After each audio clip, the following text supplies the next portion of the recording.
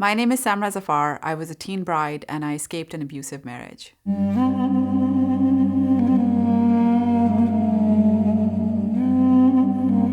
When I was in grade 11, and I was one day just doing my math homework, and my mom came into my room and brought me a glass of orange juice, and I'm like, yeah, and she's stroking my hair, and then she's like, I want to talk to you about something. And I'm like, yeah. And she's like, this friend of mine who you've met a few times, and she has a brother who lives in Canada, and he's in IT. He's a good job, and they're really interested. His family seems to be very broad-minded, and they're interested in you as their daughter-in-law. And I just thought to myself, like, that can't happen. Like, Mom, are you kidding? Like, I'm in grade 11 and I want to, go to university. I want to get an education. I have these dreams that I want to pursue. And my mom was like, yeah, we know you have those dreams, but it's not like it's going to come true. You know that we can't really just send you away somewhere for school because no girl from our family has ever been able to do that or has ever done that.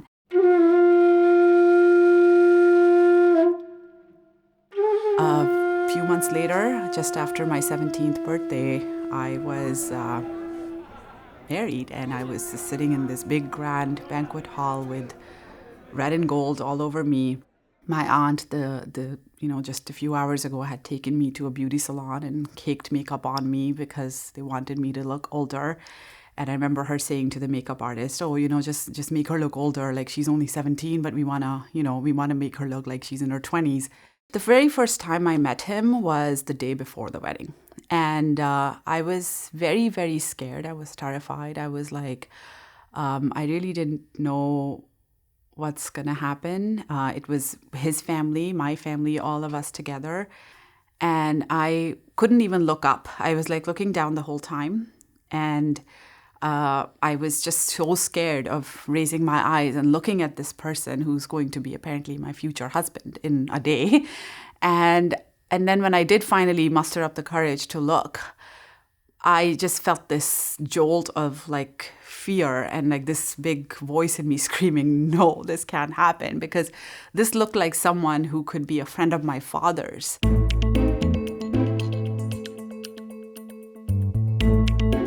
And I still remember when I flew to Canada from Abu Dhabi for the very first time. Here I was, married to this person, but in my backpack was like Cadbury chocolates and like Nancy Drew books because I was just a typical teenage schoolgirl. So when I came here, I was like, yeah, I can go to school, and it's not going to be that bad. It's not a total nightmare.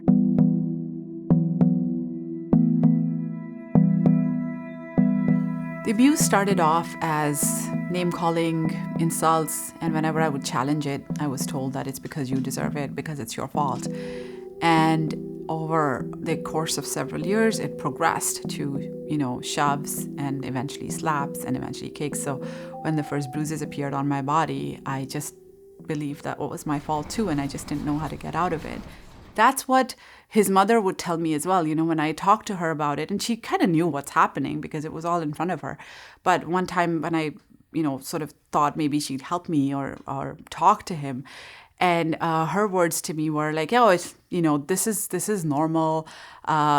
At least he's not breaking your bones. It's just like, names and stuff. It's like, there are, at least he's not like slapping you around and stuff. You have it pretty good. And good women are the ones who stay quiet and don't ever say anything because, the Canadian society, they will take away your kid. You will be completely out on the streets because you don't have a job or an income. So never ever talk to anyone about it because what's happening, this is just normal and you have to make it work. You have to find ways to keep him happy. And if this is normal, because that's what everyone around me is telling me that this is normal, then why doesn't it feel normal? Why is there this really gut feeling in my body that says, this is not okay?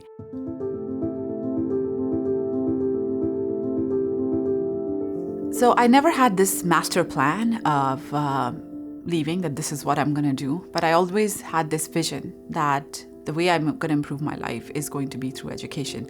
So when I couldn't go to university, the first time I applied because there was no money to pay for my silly little hobbies, I then started to work as a babysitter at home and earn money.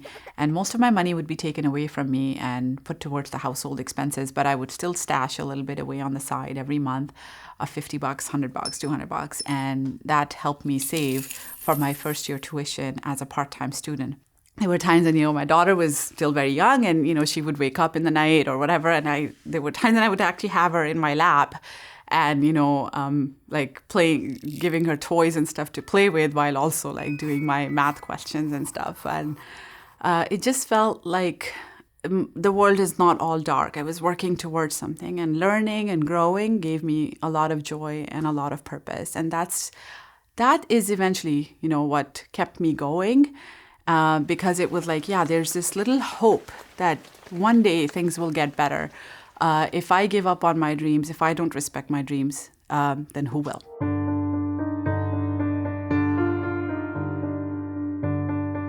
Eventually, one day when I was standing in front of a mirror with a bruise on my face, instead of reaching for my makeup as I normally would to cover it up, because I didn't want anyone to find out what was happening to me, it was too shameful. So instead of doing that, I talked to myself and I'm like, you know what? Enough is enough. I'm going to leave. And I left. And it wasn't easy. Lots of financial barriers, lots of backlash. But I was determined that it is, I have to keep going. So there were times when I felt like giving up. There were times when I was in a dark place, but then I would pick myself again. I'm like, one more step, one more day.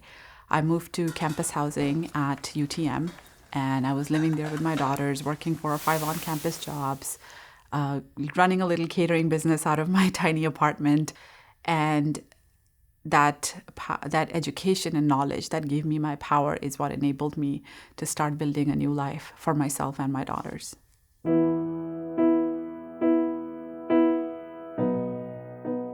People say to me, oh, you were able to do this because you're so smart and you're so powerful and you have all these awards and you're successful.